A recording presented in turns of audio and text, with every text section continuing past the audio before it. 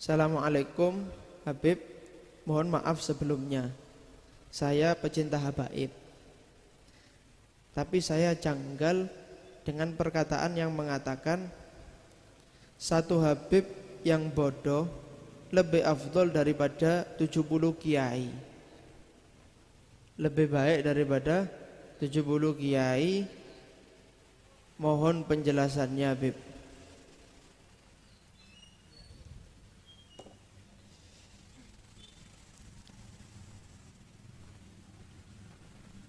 Ada perkataannya Ibn Hajar Al-Haytami.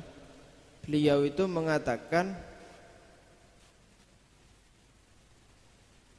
satu orang habib yang bodoh itu lebih afdol daripada yang lain meskipun dia alim. Beliau menjelaskan bahwasanya karena kemuliaan yang bodoh ini tetap ada meskipun dia gila. Meskipun dia gila, dia tetap cucu Nabi. Kalau yang ini, yang alim tadi tapi bukan cucu Nabi, kalau dia gila, kemuliaannya hilang. Karena kemuliaannya bukan zatiyah, bukan dari zatnya, tapi itu pernyataan atau pendapat pribadi. Itu pendapat Ibn Hajar Al-Haytami, pendapat dia. Enggak Beb, saya mau mengatakan kiai yang alim lebih afdol Beb daripada habib yang enggak alim Beb. Ya monggo, itu pendapat masing-masing, pendapat pribadi. Kalau ditanya gimana Beb tentang salafuna soleh sendiri, para salaf bagaimana kalau masalah itu? Gimana Beb tanggapannya para habaib yang mutaqaddimin, Abdullah Haddad dan lain sebagainya? Kira-kira apa Beb pendapat mereka? Kita, jalan kita Alawiyin sebagai keturunan Nabi Muhammad SAW tidak pernah diajari merasa lebih baik dari orang lain. Apalagi orang lainnya itu alim. Gak pernah diajari kamu lebih afdol daripada yang lain ya, gak ada. Mulai saya procot baru lahir sampai sekarang ini belum ada guru saya mengatakan kau niki luwih afdol teko sing liyane, gak ada. Bahkan ajaran mereka itu yang tawadhu, karena kamu gak tahu orang lain itu bagaimana di sisi Allah Subhanahu wa taala. Jangan merasa lebih baik, jangan merasa lebih baik, jangan merasa lebih baik, jangan merasa lebih afdol. Gitu. Jadi para salafun soleh nggak ada yang ngikuti pendapat seperti itu, nggak ada. Ini pendapat pribadi saja dari mereka yang bukan keturunan Nabi Muhammad SAW. Tapi kalau keturunan Nabi nggak ngikuti seperti ini, bahkan mereka itu malu kalau nggak punya ilmu. Bahkan itu mereka itu sampai malu kalau nggak punya ilmu. Bahkan Sayyidina Ja'far As-Shadiq pernah ngomong ke anaknya, Ya ibni, ya waladi, al-jahlu gobih, bodoh itu jelek, tapi wabi ke akbah. Kalau yang bodoh itu saya atau kamu, itu lebih jelek. Kenapa? Sudah cucu Nabi bodoh lagi. Bodoh itu jelek, tapi kalau yang jelek, yang bodoh itu cucunya Nabi, lebih jelek lagi. Kenapa? Wong Sayyidina Ali itu, Ali Madinatul, Ana Madinatul Ilim wa Aliun babuha. Aku ini tempatnya ilmu, kotanya ilmu kata Nabi, pintunya Sayyidina Ali. Lah kok ada keturunannya yang gak pinter, malah malu. Tapi kalau torikohnya mereka gak ada yang ikuti seperti ini, gak ada. Jenengan cari sudah siapa saja yang habaib yang memang dia berilmu, sanadnya jelas, akhlaknya baik, gak mungkin ngomong-ngomong omongan seperti ini. Gak ada. Gak pernah nemu jenengan ada orang ngomong yang saya ini lebih afdol. Kalau ngomong delokon belajar nang sapa wong iki. Kena gak belajarnya, bener gak belajarnya, bagus gak ilmunya, bagaimana akhlaknya. Coba tes baca kitab, coba tes tanya ilmu tentang keilmuan. Kalau orang yang ilmunya bagus ngikuti para salafun soleh, gak mungkin berpendapat seperti ini. Mau orang lain nganggap seperti itu monggo, Tapi kalau dari habaib keturunan Nabi sendiri tidak ada ajaran seperti ini. Jadi nggak ada yang mengatakan ini lebih afdol, ini lebih, karena kita itu memandang afdoliyah, keafdolan betul bersambung dengan Nabi itu baik, tapi ilmu baik, akhlak baik, adab baik, banyak nilai-nilai kebaikan. Lah kok ada orang itu bukan habaib tapi alim, tawadhu, amalnya luar biasa, terus apa kita ini merasa lebih afdol dari dia? Ya enggak. Paham ya? Bahkan mungkin mereka itu yang bisa mensyafaati kita yang akhlaknya kurang baik, yang ilmunya kurang baik, yang adabnya kurang baik. Paham ya? Jadi tidak ada. Kalau ada yang mengatakan seperti ini, oh jadi peloi. Ya, karena memang tidak ada ajarannya Sadatunal Alawiyin yang mengatakan hal seperti ini. Jadi gini, misal ya, ini logikanya saja. Ada dua orang lahir di dunia. Yang satu sayyid, habaib, yang satu orang biasa, bukan sayyid, bukan habaib. Orang ketika lahir di dunia itu seakan-akan nilainya satu. Jadi orang lahir itu membawa nilai di dirinya itu satu nilai, angka satu dia bawa. Jadi ketika lahir orang itu membawa angka satu. Ini lahir sama-sama bawa angka satu, tapi berhubung yang ini bersambung dengan Nabi Muhammad SAW, seakan-akan dia membawa angka 0 tambahan. Jadi dia membawa angka 1 sekaligus angka 0. Berarti jumlahnya berapa nilainya? 10. Yang ini tetap 1. Karena perbedaan nyambungnya dengan Nabi Muhammad SAW. Kemudian tumbuh. Yang sayyid ini ketika besar akhlaknya jelek, gak punya ilmu, adabnya gak bagus, ya sudah nilainya tetap 10.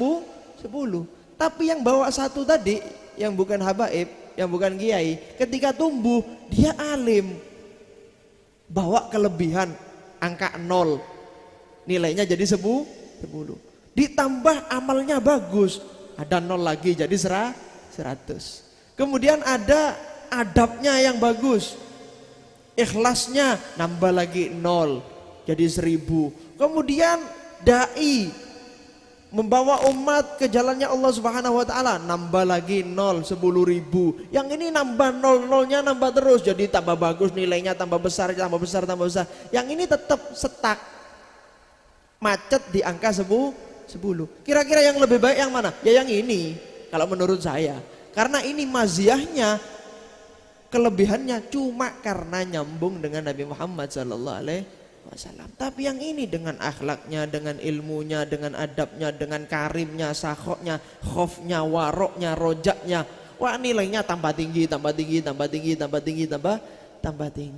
Tapi begitu juga kalau sayyid tersebut lahir dengan angka 10, tumbuhnya alim, beradab, beramal soleh, akhlaknya, ikhlasnya, waroknya, sakhoknya, khofnya, tambah nilainya tambah besar, tambah mulia.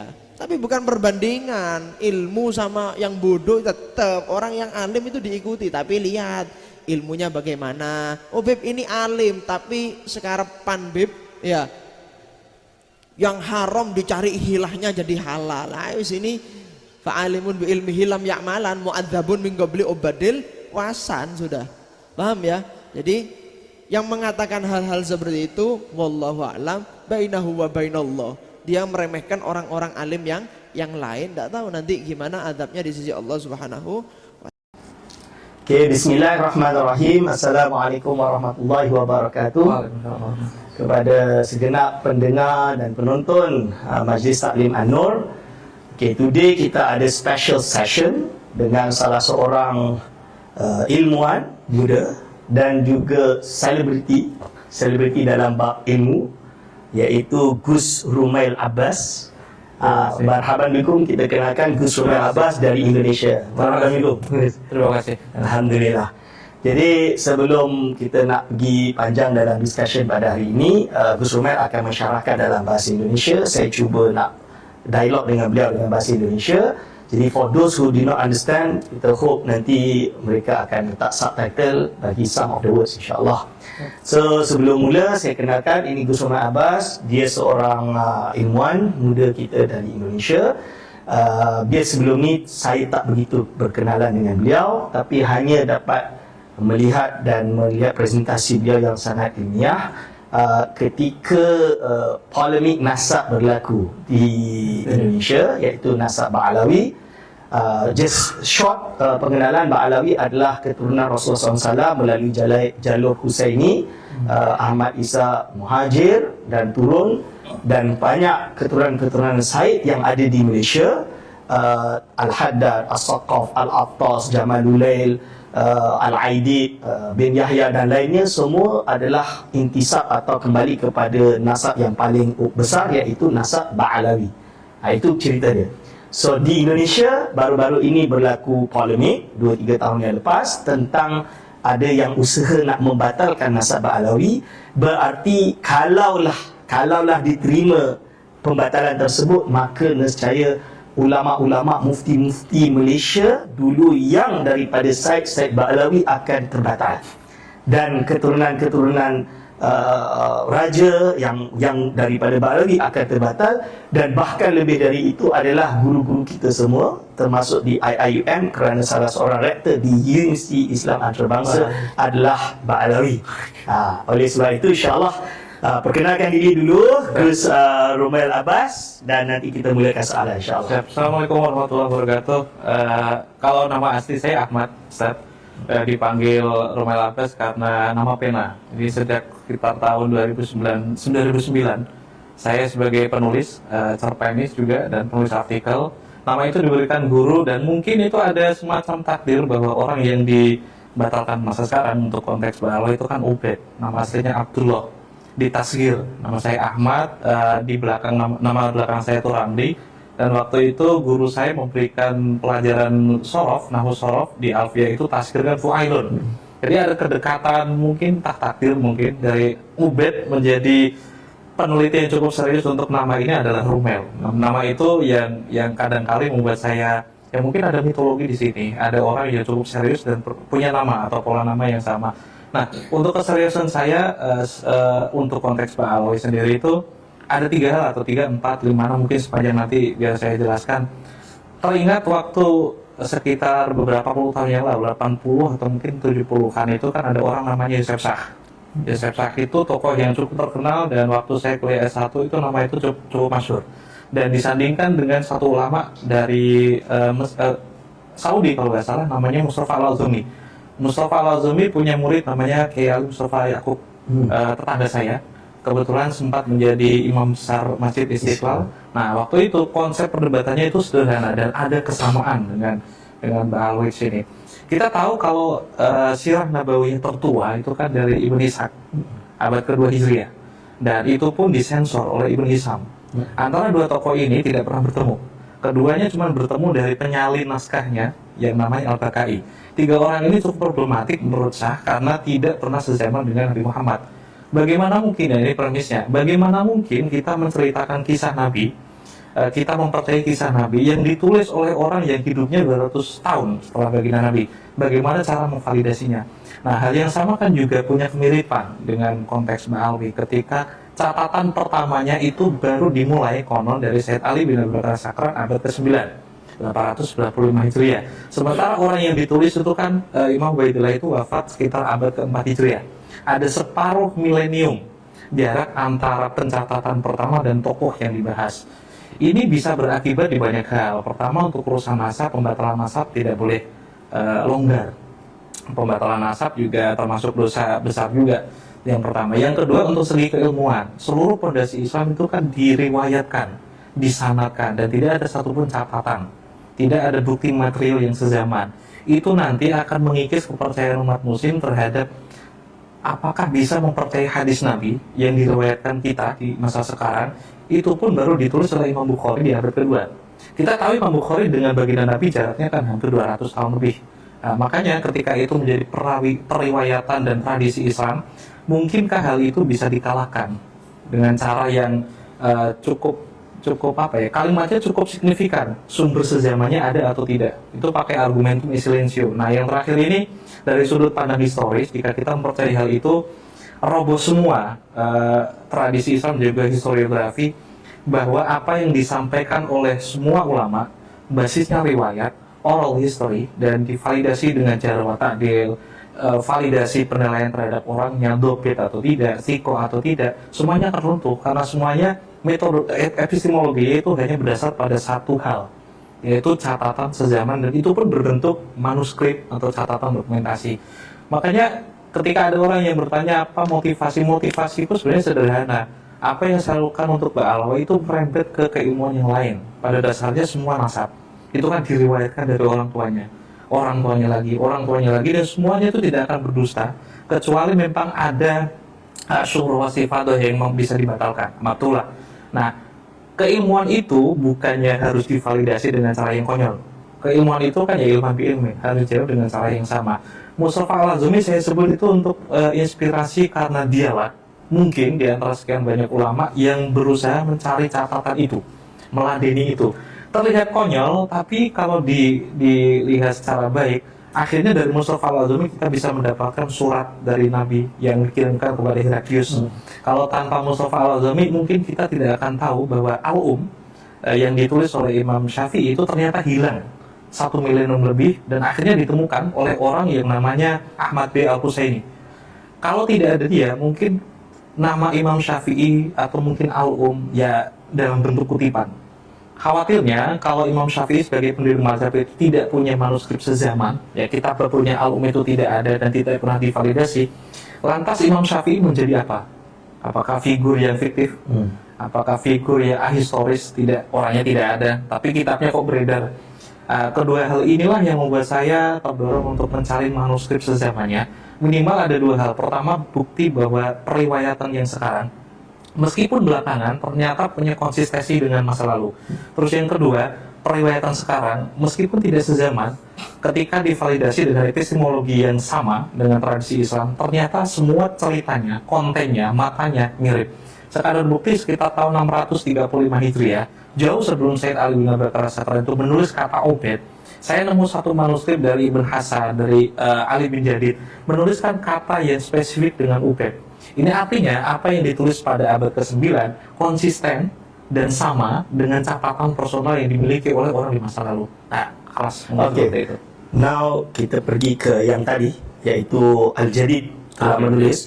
Boleh explain pembuktian bahawa Al-Jadid, siapa dulu Al-Jadid, lalu manuskrip yang Gus Rumail ketemu, dan apa signifikan daripada manuskrip ini, bahasa apa sebenarnya? Saya mulai dari konsep sumber sezaman terlebih dahulu. Nanti khawatirnya konsep sumber sezaman itu apapun yang sezaman dengan peristiwa terjadi itu sahih. Pada dasarnya itu tidak seperti itu. Sumber sezaman penting, tapi kalau semua hal harus berdasarkan sumber sezaman itu naif. Tidak ada satupun di masa sekarang sejarawan yang memakai istilah seperti itu. Bahkan argumentum silentio tidak lagi dipakai karena itu terlalu konyol.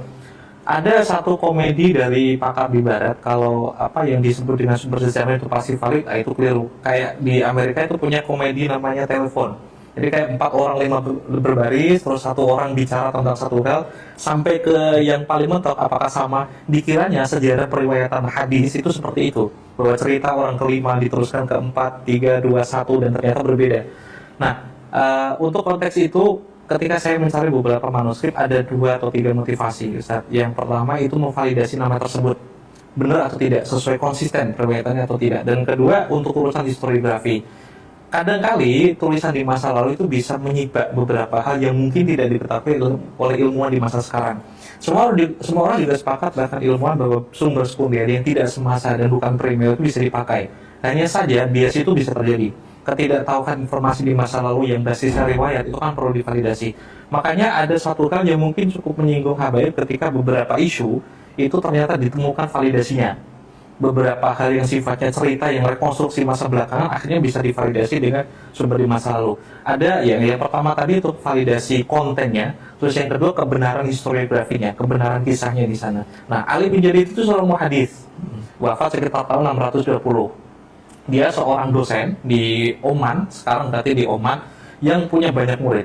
Akan tetapi tidak ada satupun yang menceritakan kisahnya kecuali 200-300 kemudian.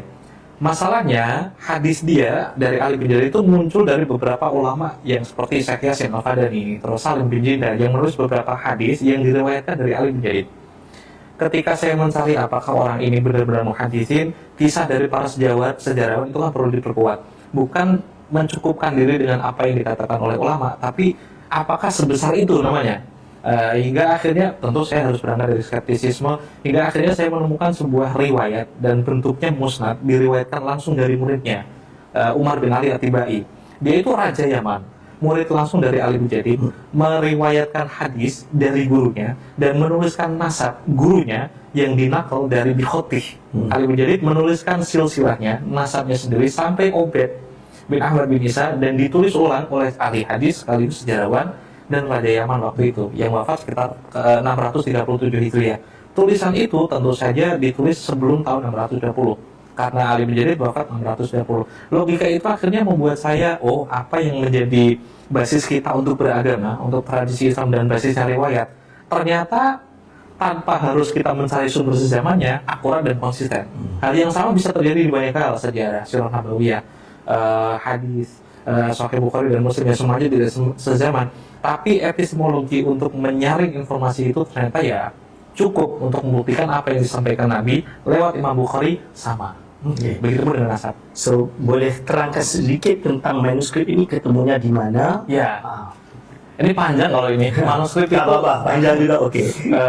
Perjalanan ini panjang banget karena manuskrip itu awalnya tidak saya cari. Tapi ketika melihat beberapa orang menyimpulkan bahwa tidak ada sumber sezamannya, saya terinspirasi dari Syekh Mustafa Al-Azumi untuk mencarinya.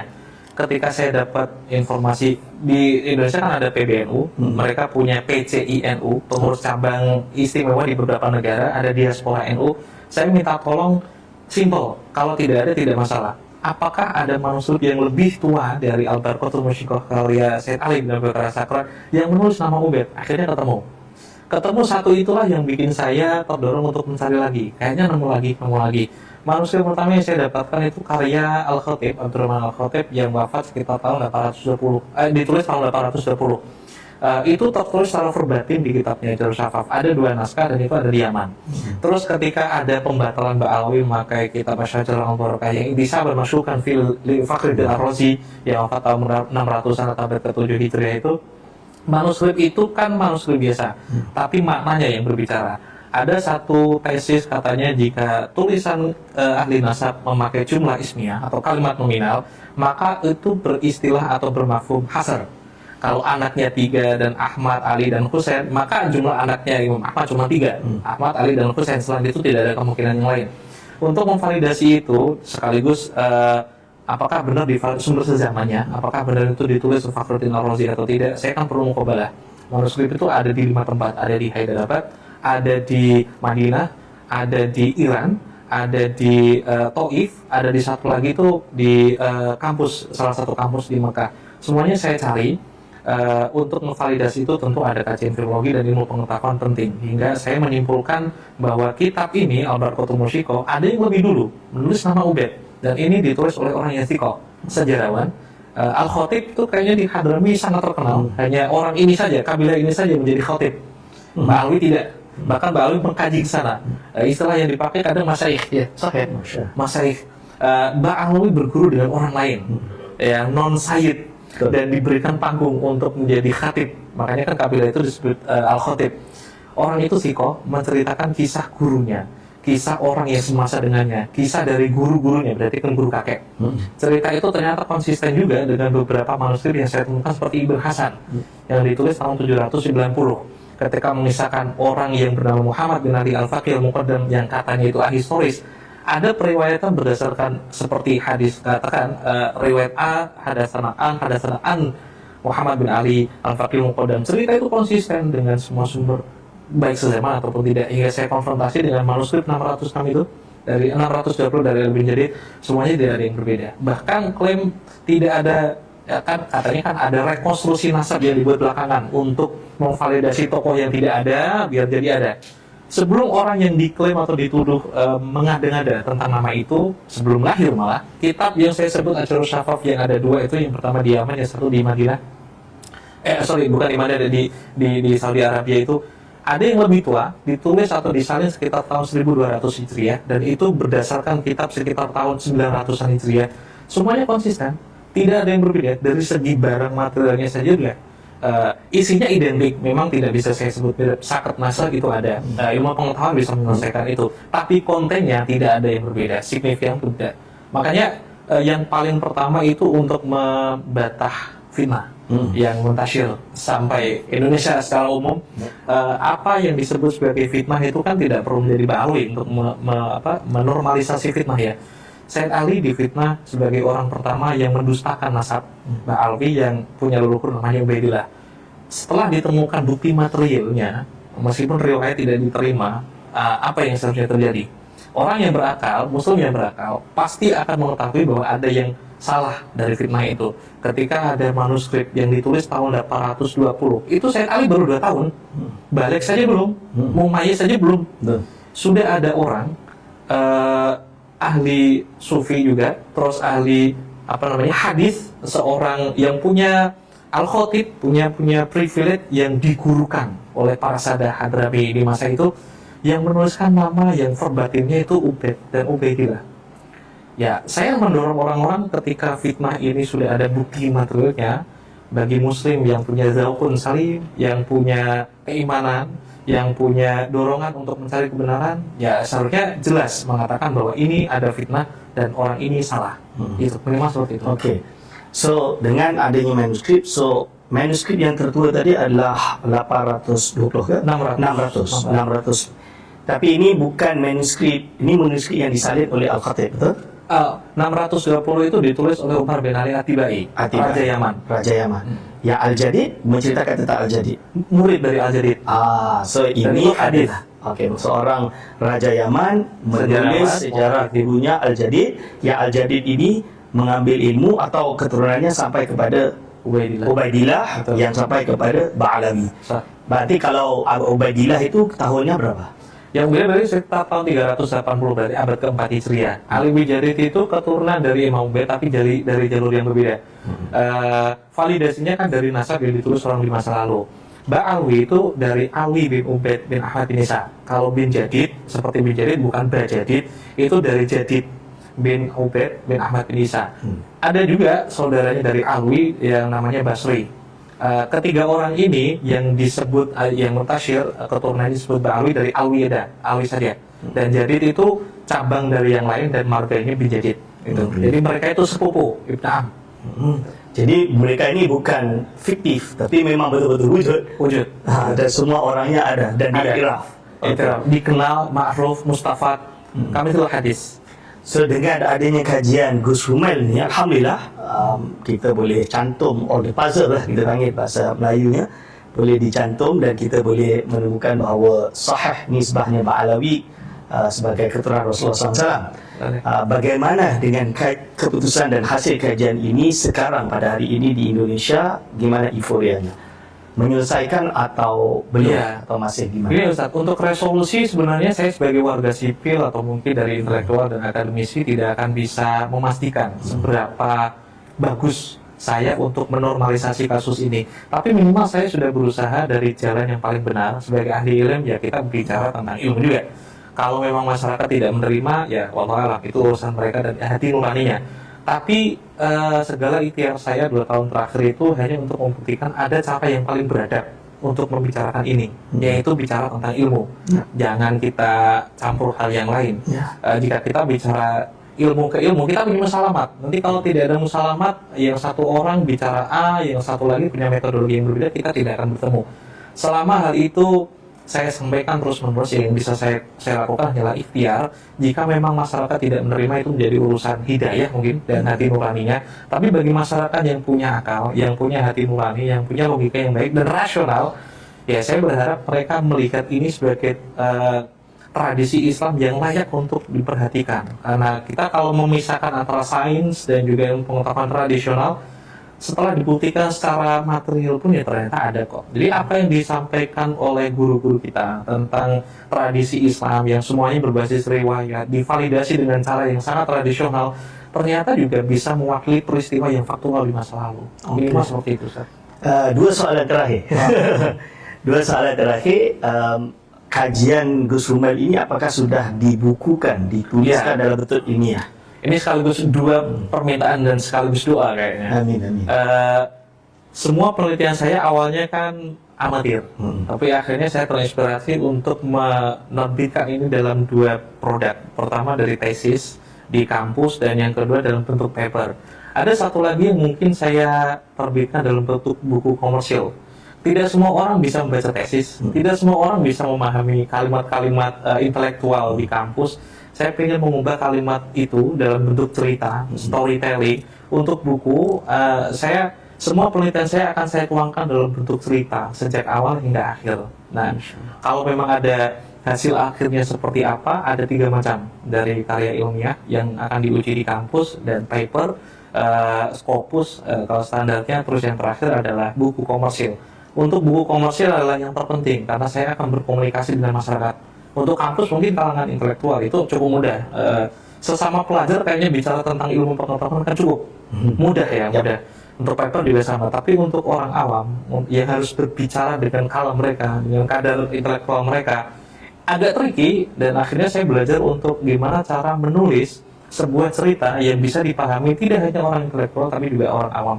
Tapi saya pastikan semua isinya adalah akademis, semua isinya diuji oleh pakar, semua isinya adalah valid dan sesuai dengan metodologi penelitian. Itu saja. Okay. Last question. Very last question. Kerana waktu tak banyak, tapi soalan ni perlu kita dapat pencerahan terutamanya di Malaysia. Ada yang isukan Mbak Alawi ini tidak sahih nisbah kerana tidak berani tes DNA. Oh ya. Dan bagaimana validity DNA? Is it really important dalam testing? Oke. Ini termasuk yang saya kaji di tesis. Jadi judul saya itu membandingkan dua epistemologi yang berbeda. Genealogy secara tradisional dan dua epistemologi tentang Y-DNA atau Y kromosom.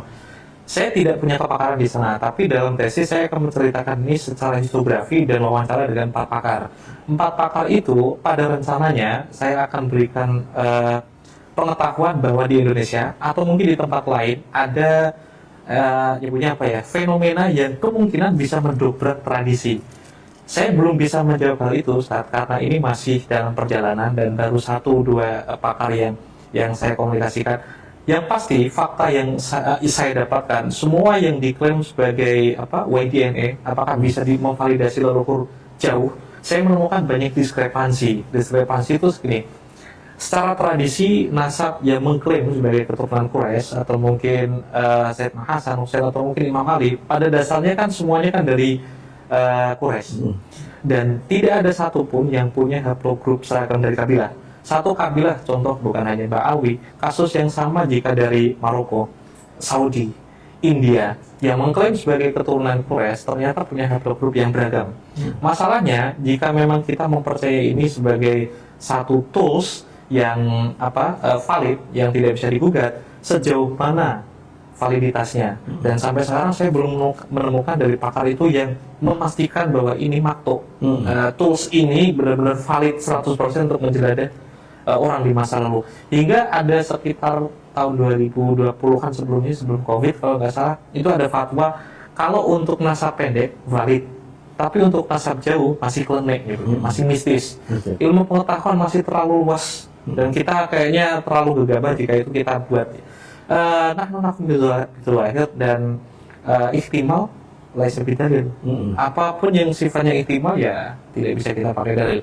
Mungkin kelak 20 hingga 50 tahun kemudian KTP kita atau identity card kita mungkin bukan bentuknya kartu, tapi DNA kita, tapi masih jauh.